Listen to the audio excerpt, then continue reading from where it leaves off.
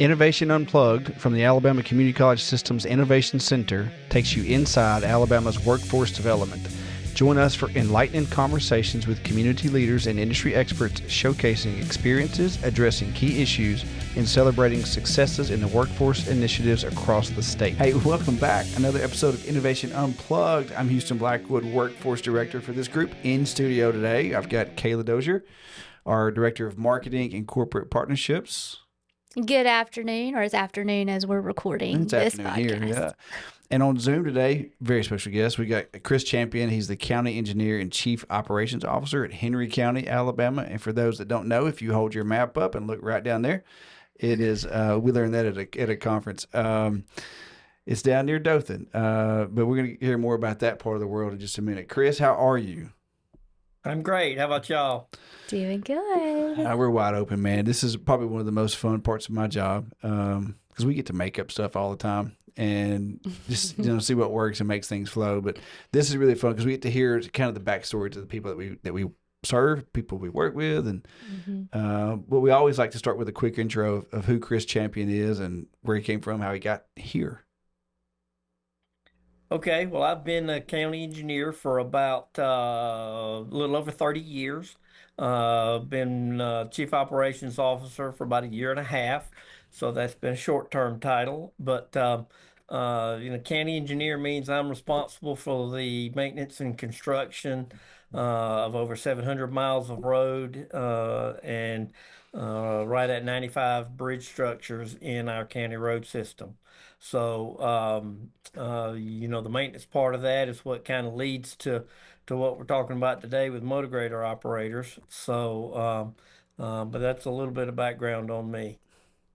You downplayed that a lot, and which I've learned is your go-to.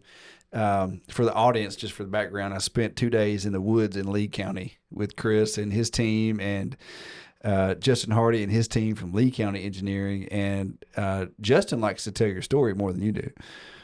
Well, yeah, Justin likes to give me a hard time every chance he gets. So you give him a microphone and bring up my name, and it's on.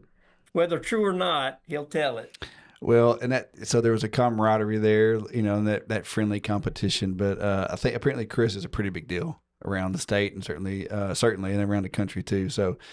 But what I learned was that your attention and desire for passing this, whatever you know, and what needs to be done, pass it on to that next group, that next generation. So that was a really cool thing to see and to be a part of. So it was good stuff. And I was down there working on the motor grader lab. Most of our listening audience might have an idea of what a motor grader is. I hope we get to talk about that more. But really, too, Chris, we want to talk about how to get young people or people interested in a career change, interested in what you do, whether they want to go back to be a professional engineer, a land surveyor, civil engineer, whatever, or they want to run machinery, and like some of your guys like Richard and Kermit had been around for a while doing different things, but now they want to learn new stuff within the system. So talk about all that, man. There's no script, but I was just blown away by the knowledge and the expertise. And I told my team when I got back, the desire for perfection among everybody in that group last week blew me away. And like it mattered. It wasn't like, we're going to do this thing, we're going to make this road. No, it was like, hey, you tore up that shoulder, buddy. Like that shoulder was established and you tore it up. And like that was a thing. And I'm like, oh gosh, it was so cool because every detail mattered. And so it was really nice to see. Which I think is a good transition just for our audience. Would you describe to us what exactly is a motor grader and what magic is made using a motor grader? There's tons of heavy equipment out there to use, but specifically for the motor grader and this topic of conversation, break that down for us. Okay. And I would say both in construction and in maintenance, a motor grader is the most complex piece of equipment that we operate. So many moving parts, and it takes really a special personality. It takes somebody with an extreme amount of patience, somebody that can is self-motivated, can work on their own to and especially the patience. You just have to have the patience with a machine like a motor grader. A motor grader, running a motor grader is not an entry level position. You need to have some background in heavy equipment operation before you can get on a motor grader and um, uh, run it the way it needs to be run. Um, you know, for from the maintenance side, uh, it it takes anywhere from about 3 to 5 years, I think, for someone to become what I would call an accomplished operator. And that's coming from somebody who's not an operator, but I know one when I see one. And it takes time and patience. That's, the two most important things to understand is that you're not going to get in a motor grader and 6 months from now you're going to be an expert. It takes patience, and but like everybody, you got to start somewhere. Mm. And for us, we try to promote from within with the county. And I know on the private side, they don't always have that luxury to be able to do that. And on the private side, you can make a really good living being a motor grader operator. One, because they're so rare. Really good ones with a lot of experience are hard to come by. And usually, when contractors find a good motor grader operator, it's hard to pull them away because they take real good care of them. So, but running a motor grader is probably it's the most difficult piece of machinery that we operate. It's the most complex, and it takes time. You had someone who wants to be a good motor grader operator has to commit to the time to become a good operator. That's a great segue. One of our questions. I'm a big Pixar fan. I grew up reading all these books animated, and every machine had a personality. Every machine had a character. Do you remember that it was you probably do. Kayla doesn't, but it was like all the appliances in the house came to life. It was a Disney movie, or maybe some. Anyway, like the toaster was alive at night. Anyway, if every machine, sorry, I'm shit telling my age. If every machine in your fleet had a personality, what would the motor grader's human personality look like? Um, Is it a well, because diva of or a gentle giant? Those are the kind of personalities. maybe the gentle giant, but it's also the one in front. Mm. Um, it's interesting when you are on a construction site, the motor grader operator is the man in charge. Oh, Okay. really? He's the one that's directing everything because most of the time he has the most experience in every machine. He's running the most complex machine. He's the one Okay. with the most knowledge. So, when you if you were to animate a fleet of construction equipment, Yeah. the foreman's going to be the motor grader. The motor grader is going to be in charge. Okay. So, like in cars, you had the sheriff that had the mustache. The police car had the mustache. So the motor grader guy is probably going to have a gray beard or a mustache and sound like Sam Elliott.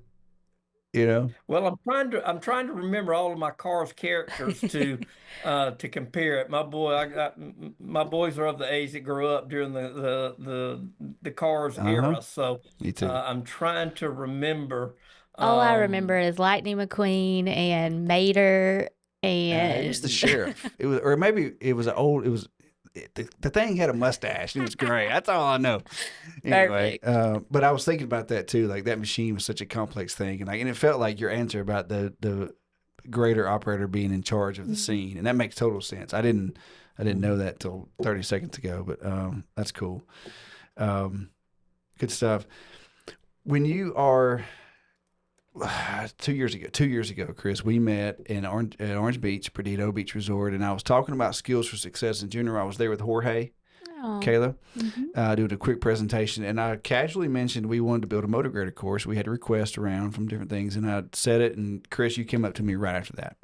So you guys, Henry County, you guys were the first to really jump onto it. Why was that so important to you and speaking it from a statewide perspective.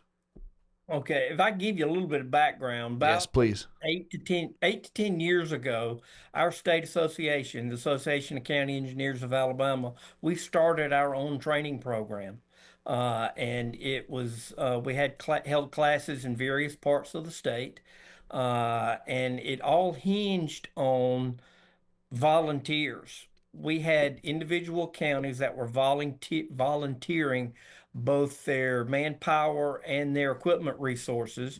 And we developed our own curriculum for a half-day classroom class, and then 2 days of in-seat motor grader training. Hmm. And it was superintendents, foremen, and operators from around the state that were teaching others. About 10 years ago, Mm-hmm. uh, Henry County was in dire need of somebody to train new operators because all of ours were retiring. So that's kind of how I got involved. It started off using um, some LTAP training, and then it just kind of morphed into our own training class that we were really successful. Everything worked well. And then, of course, in 2020, when the whole world changed with COVID, it kind of fell by the way because we couldn't get together. And then, 3 years after the fact, we started trying to get it back together. And then, with retirements around the state and changes in engineers, it was just going to be, a really big undertaking. And that's when you were at our Mm-hmm. meeting in Orange Beach, and we got together. And after getting some background from you as to what the community colleges and the Innovation Center could do, I just thought it was a great opportunity to work together to try to get this statewide. And I know it also has a construction element to it, and this class reaches out to contractors, but for the county, at the county level, with it being 5 years since we've done any training, there's another need Yeah. around the state for county engineers to get their some motor grader operators properly trained. And so we're just we're all really excited about this opportunity, about getting it back going, getting a training class back established that we could send our people to, because it's turned into another big need around the state. Thank you for that. Because I think, too, in the world of education and training and things that we do on a daily basis, doesn't matter what it is, whether it's construction or hospitality and tourism.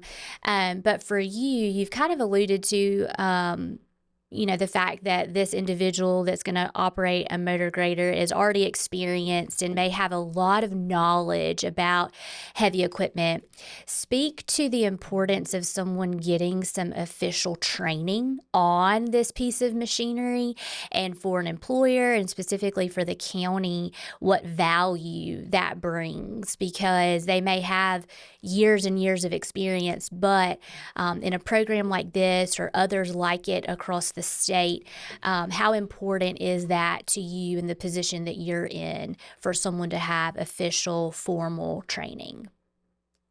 Well, your greatest investment and your greatest resource are your people. Mm. So, we look at training as a chance to invest in our greatest resource. That, I'm a department head.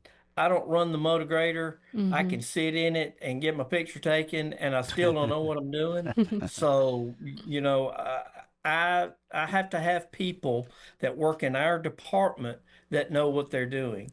And this day and time, as challenging as it is to find a developed workforce, it's just training is just invaluable. There's no you I don't know that you can put a dollar amount as to how valuable it is, both on the private and on the public side, because you have to have people that know what they're doing. The public demands it, and um, you just have to have people that know what they're doing. And it's becoming more and more obvious there aren't a lot, or all of our experienced heavy equipment people are uh, are retiring. They're Hmm. they're Yeah. they're aging out of the workforce. So you have to start younger to get them interested, to get them involved, and I think training at the community college level is just a very exciting opportunity for our people to get that valuable training and to build a career. Uh, you know, it's gotten harder and harder to sell the county and Hmm. equipment operators or equipment operation as a career. Um, and I think training opportunities shows the younger generations how many opportunities there are out there. And again, to me, it's just invaluable, and that's one of the reasons I'm so excited about this new program that you, you can start getting again the younger generations trained, but also get them a little excited about, okay, look at this complex piece of machinery, and we're going to show you how to operate it, and you're going to be able to make a career out of this. So I hope that answers. Absolutely. Yeah, for sure. And that there's so many things in that statement right there. That's a really good soundbite. There's a lot of sound bites in that. And so we were always looking for the title of these things and something about grading the new generation or moving the next generation. I don't know, something anyway. So that's a great point because you mentioned that. So I work for the state. Kailah does. We all work for the state, and in some way, and so there's benefits there that are not like in the private sector, but there are things that we get they don't.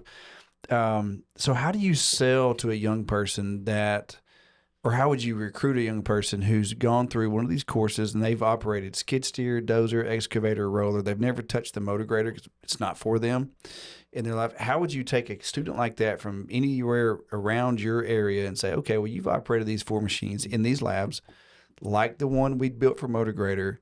I like you, and I want you to come work for us because you've got the skills or at least the start. How would you recruit a kid like that?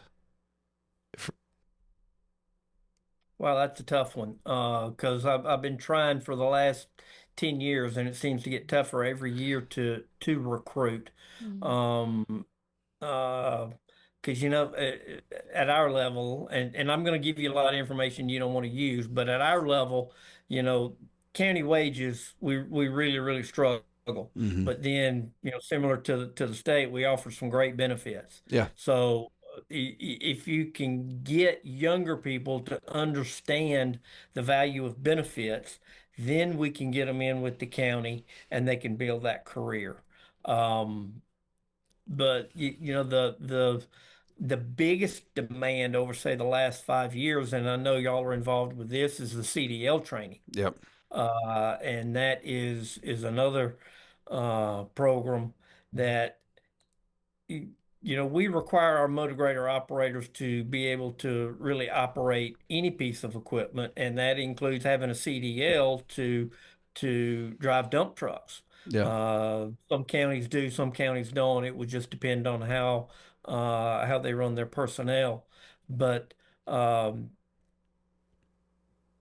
when you get CDL drivers, the money of being over the road is awfully tempting. Yeah. But then 2, 3 years down the road, when they're missing the ball games and they're missing the dance recitals and they're missing everything else in their family's life because they're in California instead of at home, That's right. uh, then they start looking for something where they can use that CDL locally. Yep. Well, with the county, you work 4 days a week, 6 to 4:30, in your home, and you can, possibly use that CDL or do something else on the side for 3 days a week, and that's a big selling point for us. So recruiting is just always difficult for counties because the money is not as attractive as it is on the private side. But there again, on the private side, if somebody can go through your training classes and show those certifications, they become extremely valuable to contractors, and they can make good careers on that side as well. I think to that note, when it comes to recruiting, especially in places like Henry County, I'm from Dothan originally. And so anytime that a student, whether it's a high school student or someone fresh out of high school, still trying to figure out where they want to go and what they want to do, having them observe and be a part and intern or do some summer work for them to get a taste of what that life looks like, I think is one of the biggest selling points. I know that I really didn't understand the importance of benefits and all of those things early on in my career. I walked through it because I had parents who kind of instilled that in me, and this is what you should do, could do. I recommend this. And so I walked through that path. But for those students that aren't really sure, I think hearing your story, and like you said, instead of traveling all over the world, but having a community built locally, that is something that for those right individuals is enticing.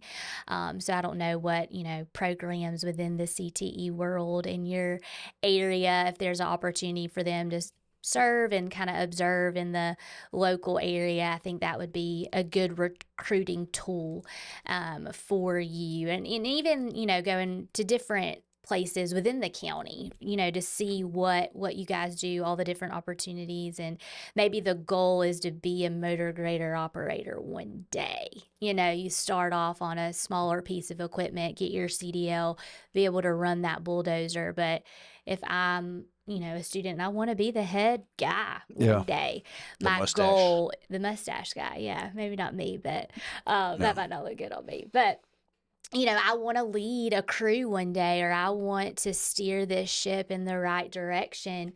Um, that motor grader role is, where I want to be. And that's more of the recruiting and Mhm. creating that culture. Chris, that's a good point Kayla makes. So we have I'm looking at the map right now of our service area. So we've got Dothan College serving Houston County, Henry and Barber, part of Bullock, half of Dale, tiny bit of Geneva County. Enterprise picks up and runs in Geneva, Coffee, part of Dale, Pike, Crenshaw, whatever. So within an hour's drive, there are dozens, and I mean easily dozens of high schools that have run these courses. What would it look like for you if I said, "Hey, Chris, we got here's a list of 400 kids." Probably not exaggerating, that many really, or 400 different types of machines they've ran. If I said, "Hey, Chris, I got this list. Let me send your information to them. Let me send your job posting to them." Would that kind of student who's had 2 days on each of those machines, would that type of student be enticing to you guys to have? Like they just graduated, or maybe they're graduating next year? Would that kind of list or information of credentials be useful for y'all? Um, yeah, I think it would. Because again, we could, as far as shadowing and such, we've had a lot of young engineers that have done that with myself and my assistant. But when it comes to machine operation, we really haven't gotten into our nobody's really approached us about that. But if there were to be, some that had interest, especially during the summertime, Mm-hmm. summertime is much better because even if it rains an hour later, we can get back to work. Yeah. So and get them exposed, get some students exposed to some equipment. So we would be open to that. I would think we could utilize that and use it as a recruiting tool. Yeah. So if we said, "Hey, kiddos, students, graduates, here's an offer from Henry County to shadow a machine operator," and I don't know how that looks practically for actually being on the machines. I know you can't have them right on the side or whatever, but then they came and shadowed for some time during the summer, or they're like, "Hey, you know what? A shadowing sounds fun, but I need a job." If we had two or three, whatever, that said like, "Hey, I'm ready to work."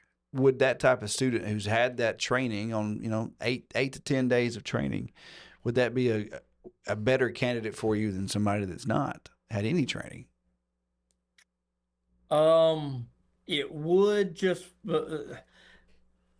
we struggle with such budget issues and are on such tight budgets to have full-time operators, Hmm. much less have some part-timers during the summer. Yeah. Uh, I would love to do it if we could find the funds. That's just kind of one of our limitations is Yeah. the money is just so limited.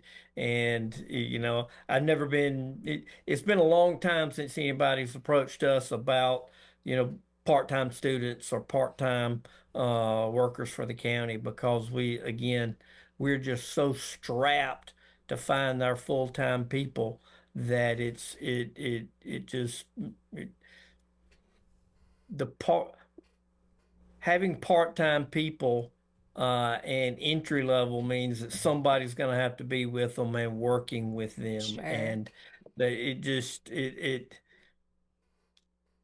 it's a great idea, but the execution is just really difficult on our end. Sounds legit, and that makes total sense to me. Going up in K-12 and having all the budgets and being constrained. But next time you have an entry level job opening, send it to me, and then we'll send that to all Okay. the students. And now, because now you're looking for somebody and the funds are there, so that's a better pivot to what you actually need. But you got all those kids down there. I mean, I know Joe and Lee and the Southern Eric and Tyler are wearing that stuff out down there. We got so many kids that have been on machines. You'd find one or two. It's a good place to Yeah. start, I think. So.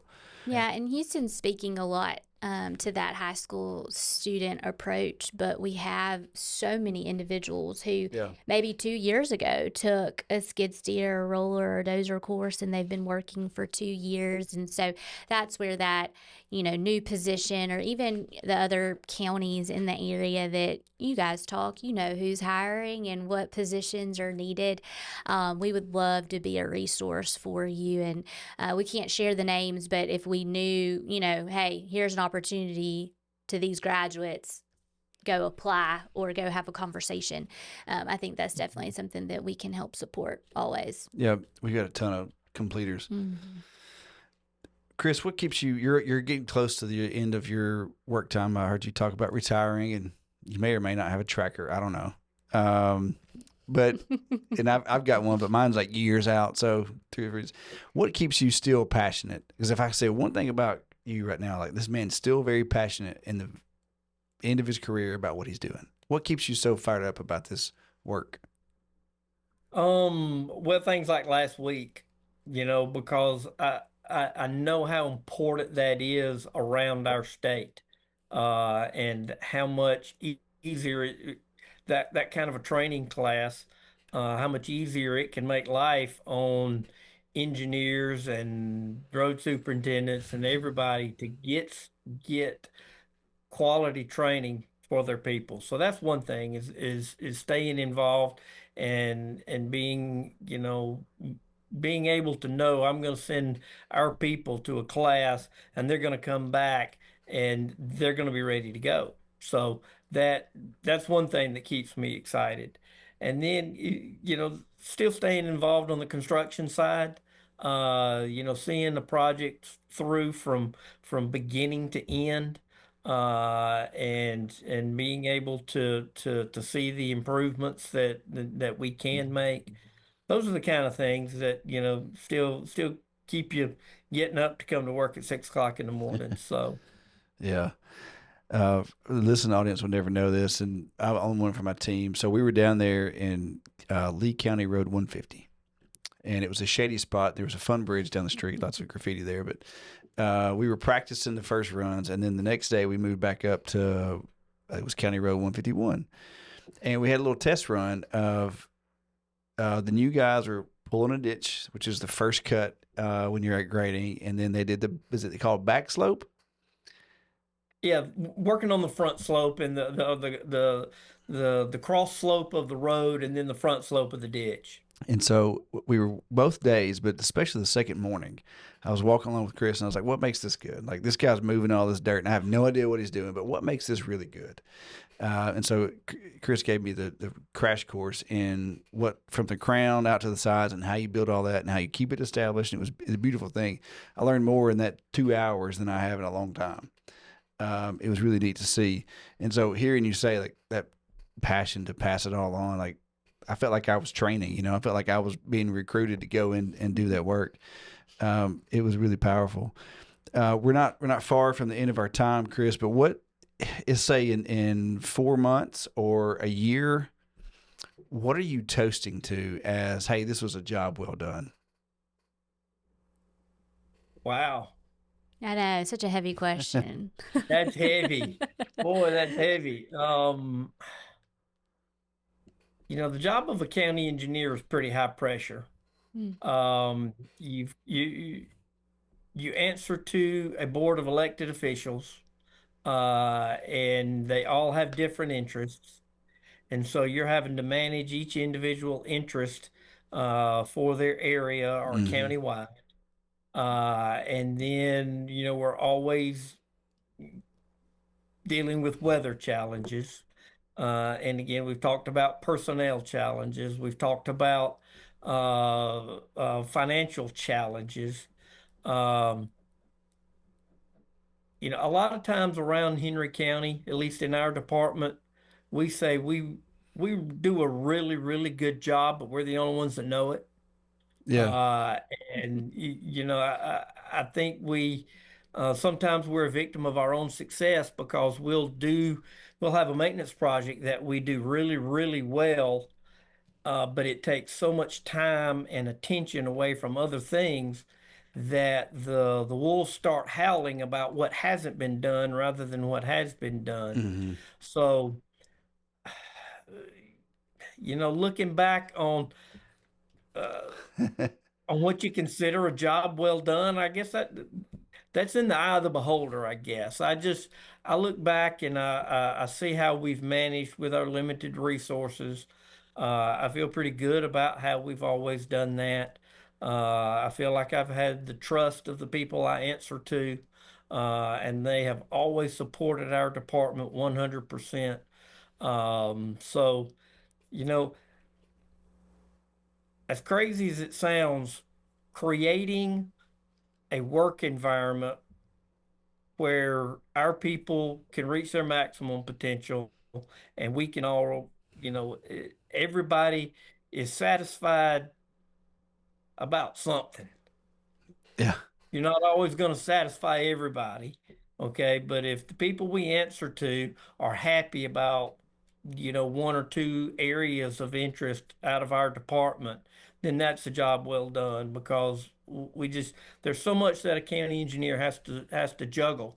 And then, there are several like me who also have other responsibilities countywide. Yeah. And I couldn't do that without a good staff here at the road department.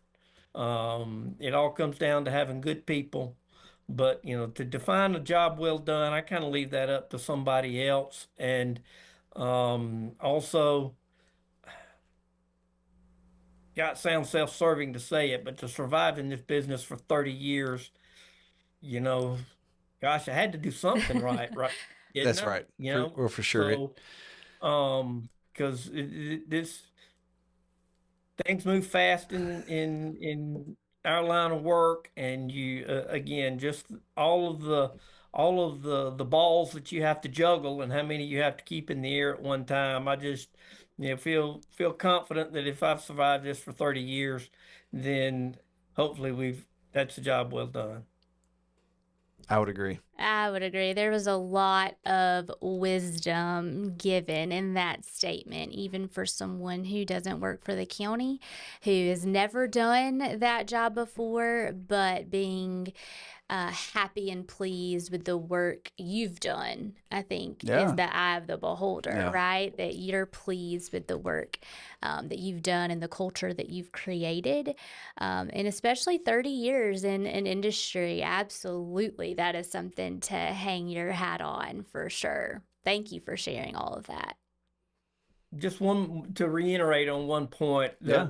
the people we answer to here in Henry County, for the last, 15 years, they've created a really, really good work environment. Hmm. Um, work environments, I think the overall work environment is kind of underrated.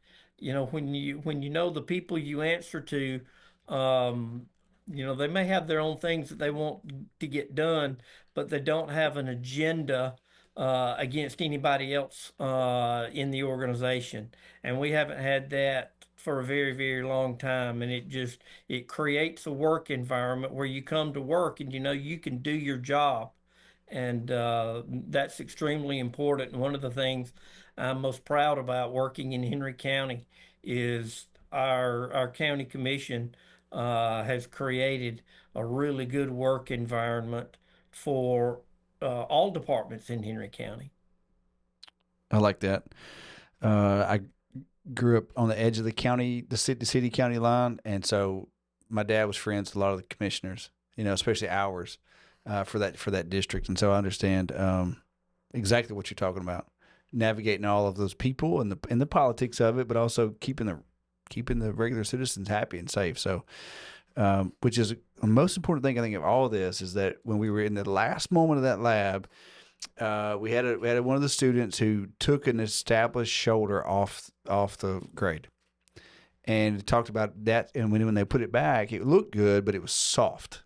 And how then we talked about the rain that was coming the next day. And at the end of the day, like somebody could be coming down that road, and maybe if we fixed it all, it was all beautiful when we left and just like it's supposed to be. But if the person's not doing the job, then someone's safety is at risk.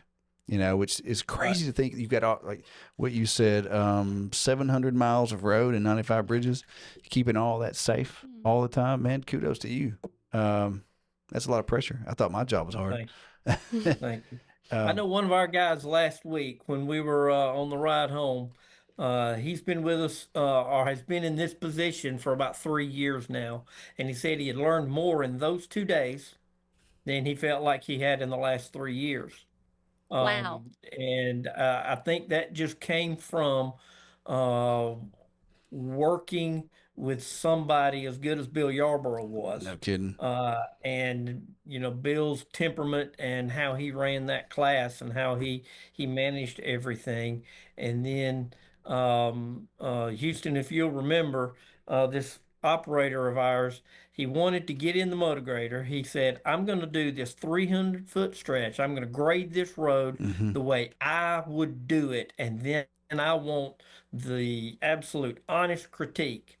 And he got it. He got it. And even as his supervisor, I told him this is what I don't like. And then Bill said this is what you need to improve on. And then one of the other operators said pay attention to this. Hmm. And when he walked away, he said, it's the best 2 days I've had since I've been here of trying to really learn the mechanics of a dirt road because there's mechanics of a dirt road that an operator has to understand. Yeah. Well, that moment was powerful for me, and seeing that transparency because he's a tough guy. Like he's a Hmm. good old boy. Like he's a good dude, man's man. Yeah. But he openly asked how he said, "Y'all critique me," and he did his best, and it was pretty. Like it looked good to me. But man, the feedback and the growth right there, and I think that's you talked about creating a space where people can Mhm. grow and become happy and satisfied in what they're doing. I love to hear that feedback on the ride home. That was really powerful. So, and I felt the same. I think I learned more in that time, and it was one of our best pilots we've ever had. That would not have happened without you and Justin making your teams available and the space and the machines and all the stuff and trusting us to do a thing. So, I look forward to that second pilot, making it even better than the first, and then turning this thing loose to you and your colleagues. And I hope to get that done before you retire, so you can have your own class in Henry County and whatever it looks like, for We'll sure. see. We'll see how all that goes. But you know, one of the things we all learned when we had our training class that I think is going to be that you saw a little bit of last week, and everybody else is going to see as you move forward. A group of guys from different areas getting together to talk shop Oh man, yeah. is extremely valuable. Hmm. It is so valuable. Well, this is how we do it. Well, this is how we do it. Wow, I like that. I think we may try that. You got a point. Just again, a bunch of guys getting together to talk shop is very, very valuable. And you saw it on the first day when the operators had some downtime out by that bridge, Yeah. and we were talking about operation, with you know uh, playing in the dirt, drawing in the dirt of the dirt road, Yeah. trying to make our point. This is what I mean. This is what we're looking for. So that I think that's going to be one of those hidden benefits that nobody had in mind when we got started. Hmm. But when you get those that many guys together talking about how they do it or how they've learned to do it and getting that many different ideas together, it's going to be beneficial for everyone. That's a beautiful picture that you just painted of, colleagues or competitors, whatever it may be, working together to empower the next generation and the next Hmm. group of operators that will take over after your time is finished and done, and who's next. So that's awesome. Thank you. Yeah. Yep. Well, I think we are close to our time. So, thank you again for everything that you provided as far as your knowledge and wisdom and support of this Sure. course, and being willing to come today to share that passion. We hope our listeners enjoy it and want to know more about the Motor Grader Operator course. So, we're excited to see what that looks like in the near future. But this is another episode of Innovation Unplugged. Please go like, subscribe, and follow on all social media platforms. Have a great day.